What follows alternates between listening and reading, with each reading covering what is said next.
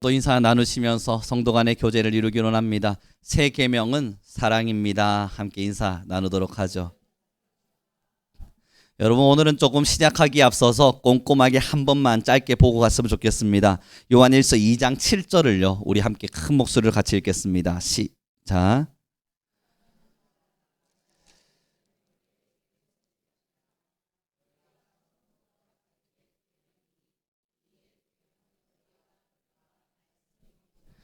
지금 이 성경에서 한 가지를 정확하게 지목하고 있는 게 뭐냐면요, 지금부터 내가 써내려가는 건 새로운 계명이 아니라 원래부터 가지고 있었던 옛 계명이야 라는 설명을 합니다. 그죠? 옛 계명이다 라고 이야기해놓고 이 옛 계명을 뭐라고 이야기하냐면 말씀이라 라고 말합니다. 우리가 하나님 안에서 가지고 있는 이 성경 속에서 주님의 은혜로 알게 되어진 말씀들, 이 말씀이 옛 계명이랍니다. 그리고 이것을 여전히 우리가 가지고 있다고 성경은 말하죠. 그런데 8절은 또 다른 이야기를 하나를 합니다. 8절 함께 읽어보겠습니다. 시작.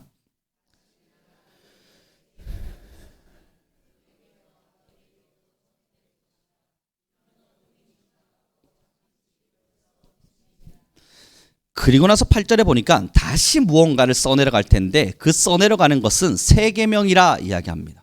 여러분, 그러면 옛 계명이라 말했던 것은 말씀이었고요, 새 계명이라 말하고 있는 것은 무엇이겠습니까?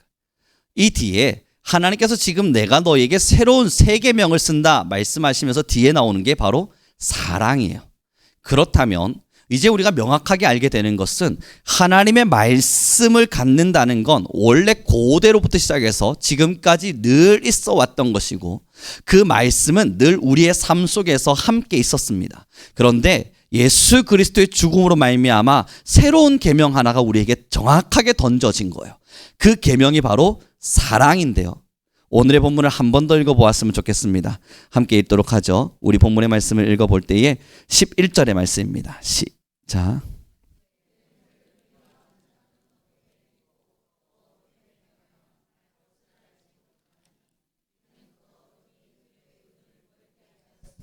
아멘.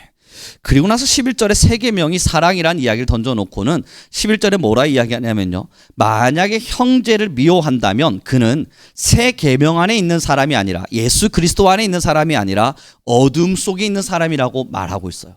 여러분, 이게 굉장히 무서운 이야기일 수 있는 게요, 하나님의 말씀을 가지고는 있지만 사랑이 없다면 그는 어둠 속에 여전히 거하고 있다는 걸 설명하고 있는 겁니다.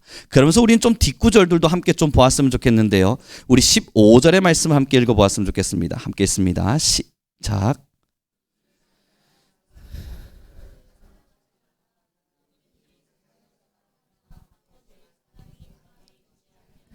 그러면 여러분, 새 계명이 사랑이라 말했는데 그냥 사랑인가 생각해 보니까 15절에 뭐라 말하냐면요, 세상에 있는 것들을 사랑하는 거랑은 전혀 다른 거랍니다. 세상에서 일반적으로 말하는 사랑의 방법이랑은 다르다는 거예요. 그리고 나니까 성경이 하나가 정확하게 뚫려지는 게 있어요. 여러분 잘 들어봐 주십시오. 우리는 옛날부터 사랑의 마음을 가지고 있었습니다. 우리가 언제 사랑하지 않았나요? 우리는 늘 사랑이 있었습니다. 예수님 오시기 전에도 사랑은 있었습니다. 예수님 오기 전에도요, 남녀 간의 사랑 있었을 테고요, 나에게 떡 하나 주는 사람에게 또 다른 떡을 나눠줄 수 있는 사랑의 여유 있었을 테고요, 가족 간에, 형제 간에, 부모 간에, 자녀 간에 여러 가지 사랑들이 분명히 존재했었단 말이에요. 그런데 오늘 성경은 새 계명이라는 이름을 쓴다고요. 내가 너희에게 쓰는 이 계명은 옛 것이 아니다, 원래 있었던 것이 아니라 새 계명이라 말한다고요. 그럼 좀 뭔가 어폐가 생기죠. 원래부터 사랑은 우리가 가지고 있던 건데 하나님이 사랑을 새 계명이라 말해버리면 이 새 계명의 사랑, 이 뭔가 이상하죠. 새 계명이 아니라 원래부터 우리가 가지고 있었던 거니까요. 그런데 여러분, 예수님이 우리에게 말씀하시는 오늘의 이 사랑은요, 우리가 형제를 사랑하고 친구를 사랑하고 이웃을 사랑하고 가족을 사랑하면서 우리 말고 저 세상 사람들도 다 똑같이 하고 있는 그 사랑을 말하는 게 아닙니다. 그래서 이 세상을 사랑하지 말라는 이 명시는, 정확한 이 말씀은 세상의 사람들이 사랑하는 방법과 동일한 방법으로 사랑하며 살지 말라는 이야기예요. 좀 더 이야기해 보면요, 너희에게 새 계명을 주노니 이것은 바로 사랑이라 하시는 이 사랑은 지금까지 존재하고 있었던 사랑과는 전혀 다른 사랑이라는 걸 설명하고 계신 거예요. 어떤 사랑이겠습니까? 성경을 우리는 이미 알고 있고요, 말씀을 너무 많이 들었기 때문에 잘 아실 거라 믿습니다. 이 세상과 전혀 다른 사랑이란 건 예수님과 같은 사랑이에요. 예수님은 우리를 사랑하셨을 때에 세상의 방법과 전혀 다른 방법으로 사랑해내셨죠. 왜냐하면 첫 번째 시작입니다. 하나님과 우리 사이는 원수였습니다. 그런데 원수 같은 우리가 하나님의 사랑을 원하지 않아요. 하나님의 사랑을 바라고 있지 않다고요. 원수인 우리는 당신이 누구든 상관없이 나는 내 길을 가렵니다 하고 자신의 길을 가고 있어요. 그런데 하나님께서 예수 그리스도를 보내심으로 말미암아 우리를 향한 자신의 사랑을 확증해 내셨어요. 누구를 위해서요?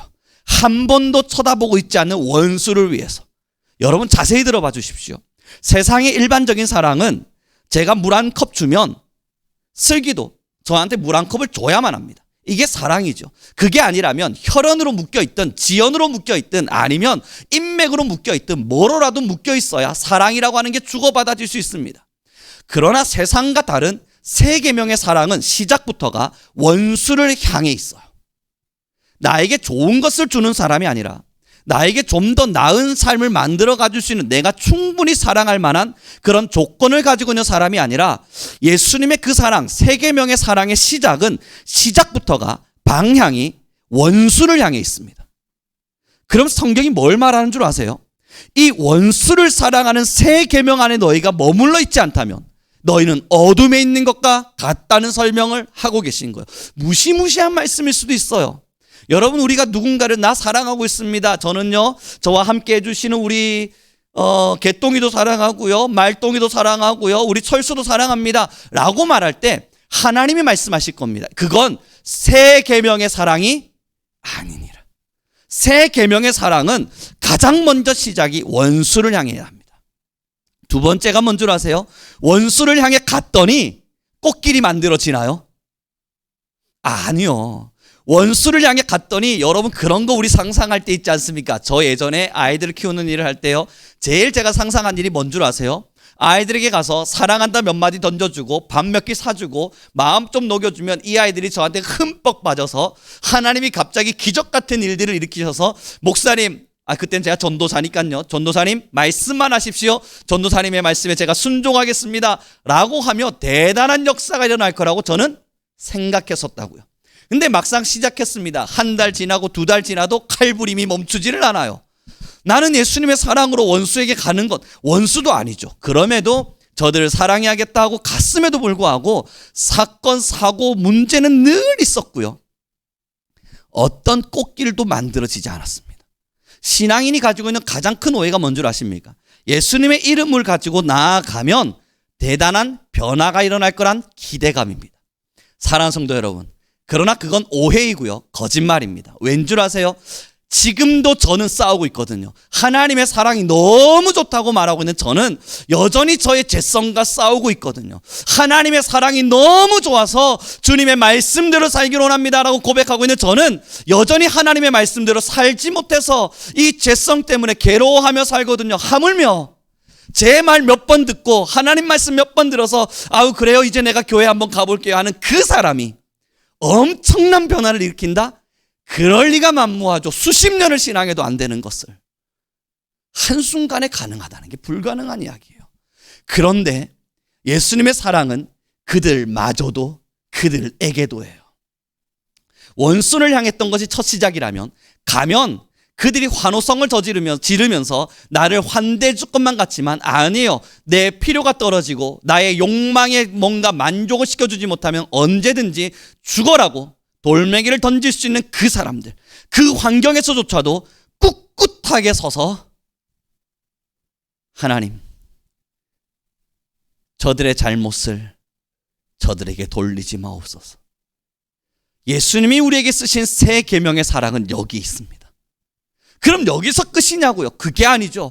그렇게 돌을 던져서 피가 철철 흐르며 죽어가고 있는데 조롱과 핍박과 수없는 모욕 앞에 서 있는데 그 모욕 앞에서조차도 그들을 향한 원망을 던지지 않는 사랑. 예수님이 우리에게 쓰신 사랑은, 새 계명의 진짜 사랑은 여기에 있었습니다. 사랑하는 성도 여러분, 그럼 이제 우리가 신앙을 돌아보면서 결심하고 결단해야 되는 것들이 너무나도 분명해지는 겁니다. 누구 사랑할까요? 우리 부모를 사랑해 볼까요? 아니면 자녀를 사랑하고 내 옆에 있는 개똥이 철수를 열심히 사랑해 볼까요? 그거 아닐 거라고요. 하나님이 지금 저와 여러분을 한 사람 한 사람 부르신 이유는 그 마구간의 자리로부터 시작해서 원수를 향한 사랑을 시작하라고 우리를 부르신 거예요. 그리고 하나님은 오늘 성경을 통해서 옛 계명이 아니라 내가 너희에게 새 계명을 쓰노니 이제 너희는 이 새 계명 사랑 안에 거하라 말씀하시는 것은 하나님의 말씀을 따라 원수를 사랑하며 걸어가기를 부탁하고 계신 거예요. 이게 어떻게 가능해요? 라고 말하려고 소리치고 있다 보니까요, 이 성경을 쓴 요한, 목 베어 죽어가는 중에도 그 사람들에게 복음을 전했고 그들을 위해 기도했습니다. 이 성경을 읽은 요한의 공동체에 있는 사람들, 우리는 초대교회 역사를 너무나 잘 압니다. 그들은 죽음의 현장 속에서도 나의 원수와 같은 그 많은 로마인들과 유대인들에게조차도 예수 그리스도의 복음을 전하기를 주저하지 않았습니다. 가능하네요.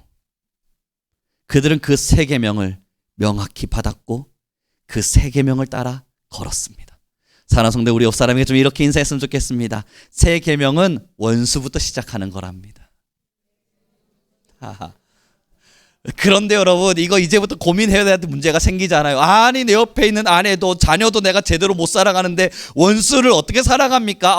저는 아직까지 그릇이 그렇게 되지가 않습니다. 제 그릇이 그렇게 넓거나 크지가 않아요. 그러니 저는 내 옆에 있는 사람 먼저 사랑해 보겠습니다. 여러분, 예전에 유명한 설교자가 그렇게 설교했었어요. 여러분, 하나님은요, 여러분이 감당하지 못하는 걸 부탁하지 않으세요. 하나님은요, 여러분들이 어떻게 하시든 여러분들의 역량 안에서 하기를 원하세요. 그러니 원수 사랑하는 거 힘드시죠? 이웃과 형제를 먼저 사랑합시다 라고 말했는데 그 거짓말에 녹아가시면 안 됩니다.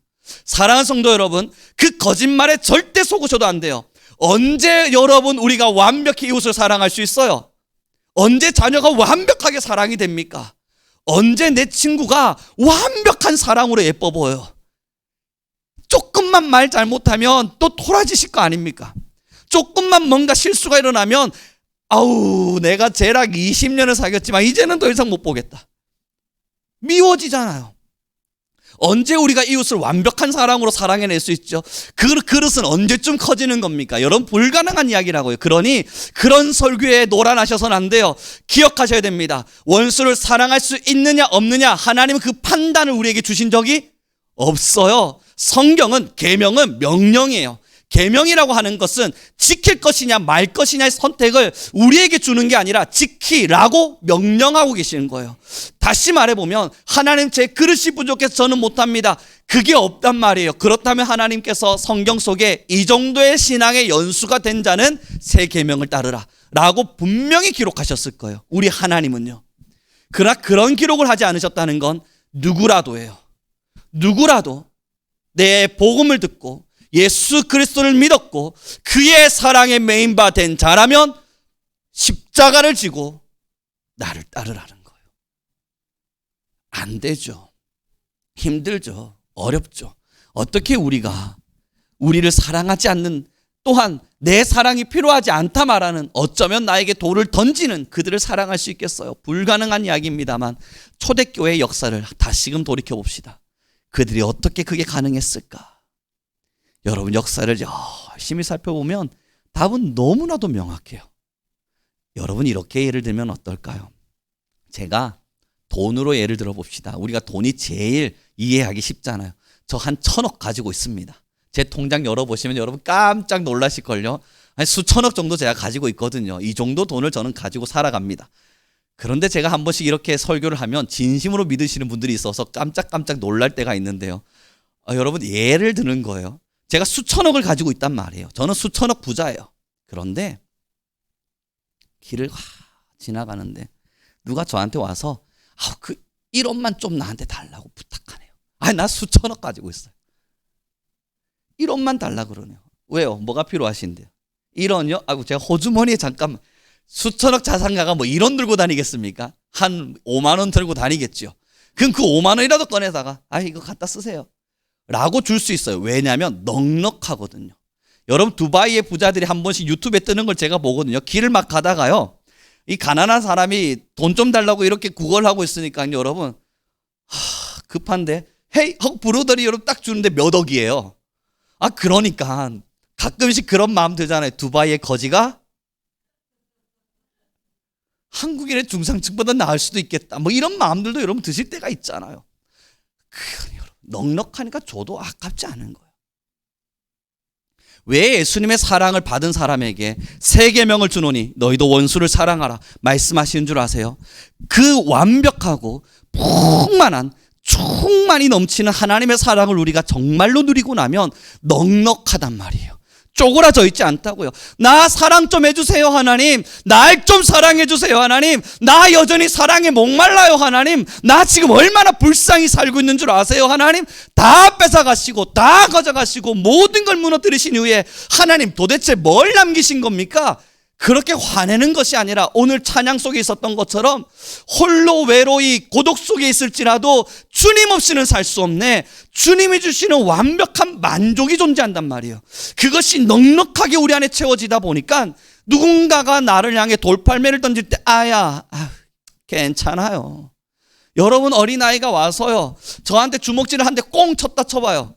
제가 는 할 수 있지만 그게 여러분 제 뼈를 부서뜨릴 만큼 아픕니까? 병원에 실려가서 119 전화 받을 만큼 힘든 일인가요? 아니에요. 애기들은 언제든 때려도 돼요. 뭐 그냥 아프네 하고 넘어갈 수 있으니까요. 넉넉하거든요. 힘이 있거든요. 왜 우리가 별것 아닌 것에 토라지고 아파지고 힘겨워지는 줄 아세요? 어쩌면 충만한 예수님의 사랑이 없다 보니까 탁 땡꽁 한 대만 딱 때려도 하고 자지러지는 거예요. 어른은 그러지 않잖아요. 별것 아닌 펀치 한 방은 가소롭다 여겨가면 웃어줄 수 있잖아요. 하나님의 사랑을 받은 사람이 이와 같다는 겁니다.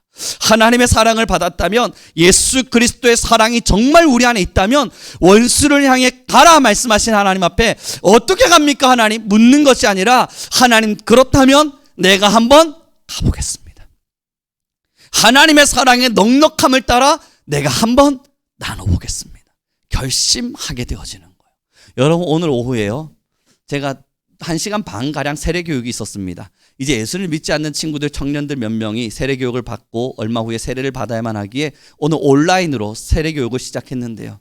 여러분, 이 친구들 교회 안 가봤잖아요. 그래서 제가 이제 세례교육을 시작하자. 너희들 교회 가봤니? 저 교회 안 가봤습니다. 여러분, 제일 많이 가본 친구가 엄마 따라서 2번 정도 가봤답니다. 그리고 나서 한 번도 교회를 안 가본 친구들이에요. 그래서 세례교육을 좀 진하게 시켜야 되잖아요. 이런저런 이야기를 하다가요, 그래 너희는 왜 세례를 받으려고 그래? 라고 말했더니 이 친구들이 너무나도 명확한 답을 주었어요. 다시요, 제가 여러분 그래 너희는 왜 세례를 받으려고 그래? 라고 말했을 때 이 친구들이 저한테 준 답이 너무나 명답이었다고요. 뭐라고 답했는 줄 아세요? 변하고 싶어서요. 변하고 싶어서 세례를 받는데요. 야, 어른 세례교육 안 해도 되겠구나. 네가 너무나도 명확한 답을 알고 있구나. 맞아, 우리가 예수님을 믿고 세례받는 이유가 뭔지 아니? 예수님의 놀라운 사랑이 우리의 모든 죄를 씻었고 나는 새 사람이 되었다는 결단이란다. 그 변화를 받는 이유, 너희가 세례를 받는 이유, 맞아, 변화를 받기 위해서야. 그러니 오늘 세례교육을 받는 너희 모두가 기억해야 될 한 가지가 있다. 따라해라. 애들이 여러분 20세 군대 갔다 온 남자들이 따라하는데 징그러웠어요. 그런데 여러분, 그들이 따라할 때 뭐라고 말하냐면요, 제가 시켰어요. 하나님, 저는 오늘 새 사람이 되었습니다. 새 사람이 되었습니다. 그거야. 이제부터 너희는 죄를 미워해야 돼. 너희 속에 있는 죄가 아무리 들것더라도 그걸 미워하기 위해서 세례를 받는 거야. 알겠지? 사랑하는 성도 여러분, 원수를 사랑한다는 건 불가능한 이야기입니다. 그럼에도 하나님께서 왜 우리에게 원수를 사랑하라 말씀하셨는 줄 알아요? 그게 죄를 이기는 방법이기 때문이에요. 그건 여러분 원수 살리자고 주신 게 아니라 우리 같은 죄인에게 하나님께서 죄를 이길 수 있는 기회를 주시는 거예요. 원수를 미워하고 원수를 싫어하고 원수를 증오하면서 일반적인 사람들이 죄 가운데 머무는 것처럼 똑같이 사는 게 아니라 그 죄를 이길 수 있는, 그래서 하나님의 백성다움을 증명할 수 있는, 그래서 하나님의 자녀가 되었음을 표현할 수 있는 아름다운 자유를 우리한테 기회로 주신 거예요. 그럼 여러분, 이 아름다운 기회 속에서 못한다 외치면 하나님도 오늘 설교를 통해 말씀하시고 말씀을 통해 말씀하시는 거예요. 그럼 그건 사실 어둠에 있는 거란다. 예수님의 사랑을 맛보았다면 죄를 미워할 수밖에 없을 테니까요. 누군가를 증오하고 누군가를 모함하고 누군가를 시기하는 마음 자체가 내 마음속에 있다는 그 자체로 이미 나는 불쾌할 테니까요. 사랑하는 성도 여러분, 이곳에 계신 누구도 세례받지 않은 사람은 없습니다. 저도 세례를 받았고요, 우리 모두는 세례를 받았습니다. 제가 더 하나님 앞에 큰 책망을 받을 겁니다. 왜냐하면 저는 세례를 주는 입장에까지 서 있으니까요. 그럼에도 여전히 원수를 사랑하는 그 하나님의 시험대 앞에서 늘 넘어지고 있는 제 자신을 봅니다. 그리고 제 자신도 여전히 죄를 다스리지 못한 채 넘어지는 현장들을 마주해요.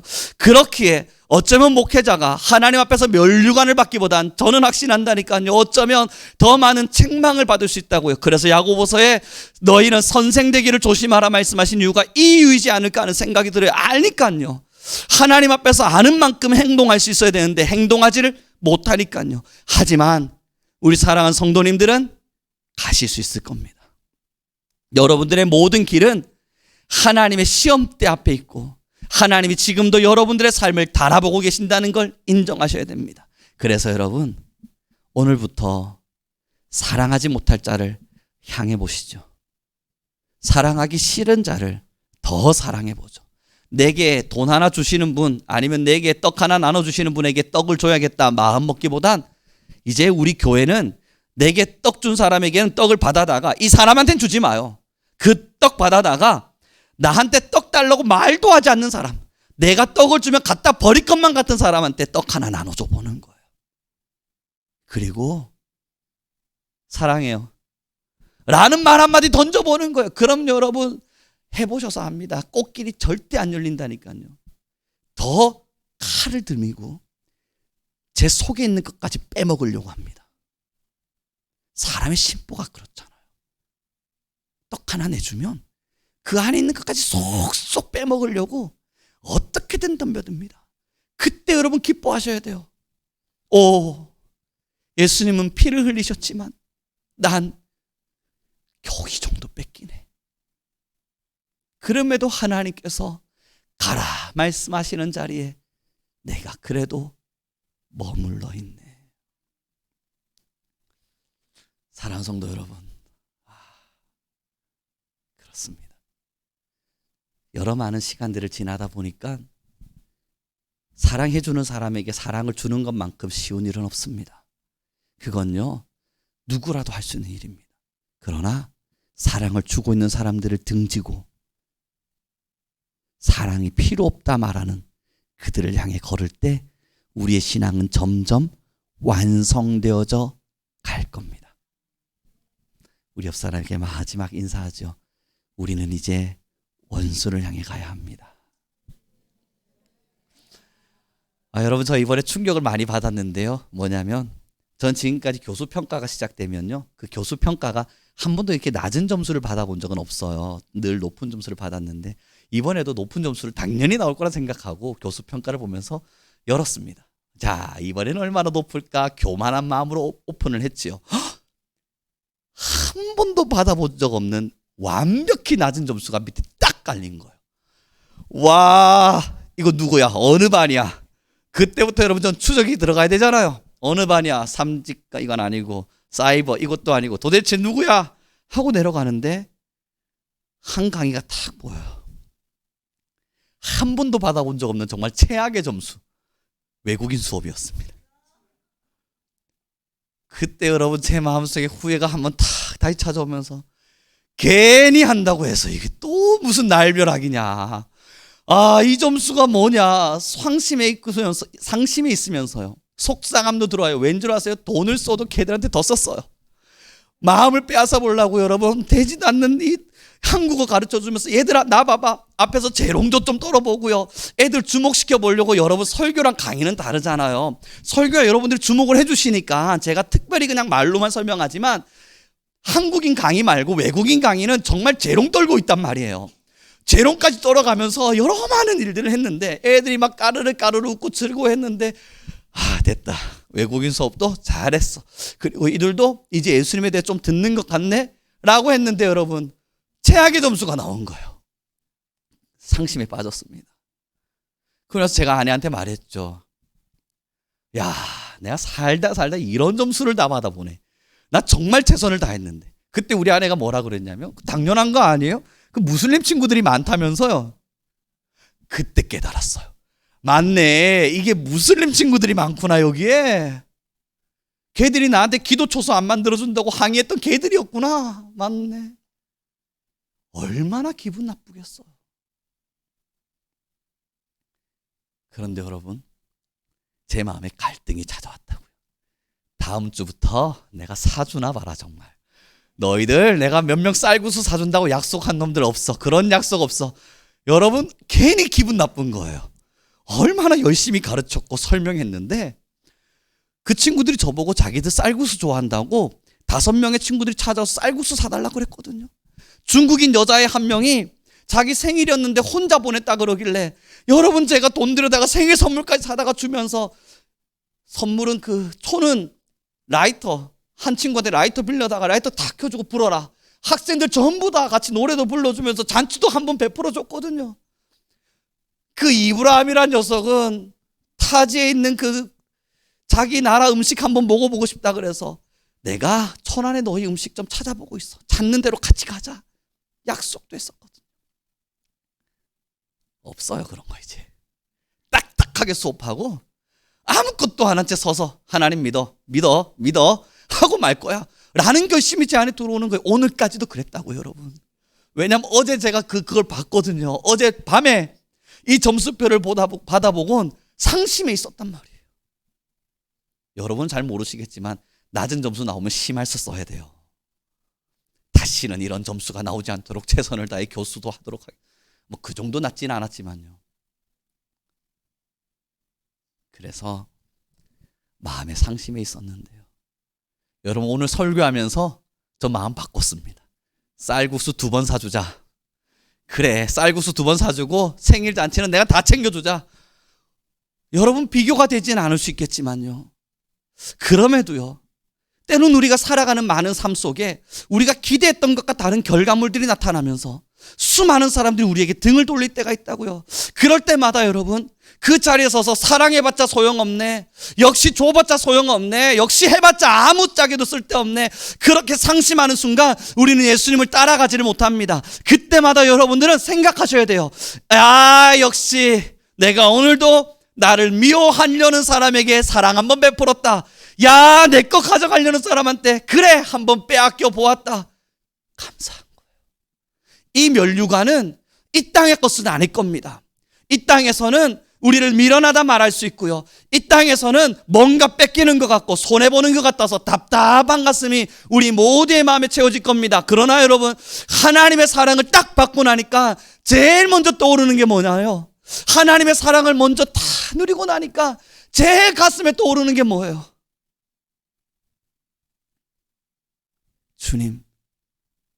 주님 한 분이면 충분합니다. 이게 우리의 신앙 고백이잖아요. 누가 날 사랑해 주길 바라지 않잖아요. 사랑하는 성도 여러분, 우리는 누가 날 먼저 사랑해 주길 원하지 않잖아요. 누가 내게 뭔가 좋은 걸 주길 기다리지 않잖아요. 우리의 바람은 뭐예요? 내게 주어진 하나님이 주신 좋은 것이 있다면 누군가에게 흘러가기를.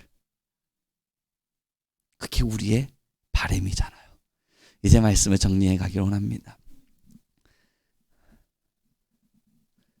그저 가벼이 던진 예하이고요. 어쩌면 저에게도 사실은 그들을 더 사랑할 마음은 늘 있습니다. 당연한 거죠. 그런데 여러분, 마음보다 중요한 건 실천입니다. 마음이 없겠습니까? 실천이 없는 거죠. 마음 먹지 않은 사람 누구겠습니까? 실행하지 못했을 뿐이죠. 교회는 이제 실행의 길을 걸어야 합니다. 사랑하는 성도 여러분, 다시 말씀을 정리해가며 결심해 봅시다. 내게 떡 하나 주는 사람에겐 모른 척 하세요. 그냥 그런가 보다. 내게 사랑을 주는 사람에게 나도 사랑을 줘야지. 여러분, 우리의 우선은 거기가 되지 맙시다. 그걸 하지 말라는 이야기가 아니에요. 그게 차선책이거나 후발주자거나 힘이 남을 때 하라는 이야기예요. 우리의 제일 먼저는 내게 사랑을 주는 사람에게 사랑을 주는 게 아니라 내 사랑 필요 없다고 저기 막 도망가는 사람들에게 열심히 뛰어가다가 하나님이요, 제게 이거 하나 주랍니다. 주세요. 마음을 주시고 따뜻한 말 한마디를 주시고 따뜻한 눈빛을 주세요. 그리고 여러분이 가지고 있는 따뜻한 선물들이 있다면 나누시고 우리의 시간을 또한 나누어 주세요. 그럼에도 불구하고 그들이 우리의 뒤통수를 때린다면 할렐루야, 할렐루야. 오늘도 내가 주님 앞에 면류관 하나 쌓았네 하며 또 그들을 향해 가봅시다. 그러다가 그럼에도 힘이 남으신다면, 제가 경험해 봤을 땐 힘이 안 남긴 하는데요, 그럼에도 여러분들의 역량이 너무 좋으셔서, 정말 역량이 좋으셔서 힘이 남으신다면 그때 뒤를 돌아보시면서 날 사랑했던 사람에게 고맙다는 말 한마디 정도만 가벼이 던져주십시오. 우리는 원수를 사랑합시다. 할 수 없다 말하기보단 그냥 합시다. 이게 우리의 죄를 이기는 유일한 방법이요, 하나님의 말씀을 따라 사는 하나님 백성된 자의 도리일 겁니다. 함께 기도하겠습니다. 우리 시간 같이 기도할 때요, 하나님, 우리가 하나님을 넉넉히 사랑한 것처럼, 또한 하나님께서 원수되었던 우리를 사랑해 주신 것처럼, 이제 우리 교회도, 우리 모든 성도도 지금까지 아름다운 신앙을 걸었던 것과 같이 사랑받기보단, 사랑받고 싶어하는 마음보단 하나님, 이제 누군가 원수를 더 사랑하고 힘겨워하는 이를 향해 더 마음을 던지며 하나님, 사랑이 필요한 자들을 향해 또 사랑을 나눌 수 있는 우리 모든 교회와 성도가 되게 허락하여 주옵소서. 우리 주여 한번 부르시고 함께 기도하며 나아가겠습니다. 주님,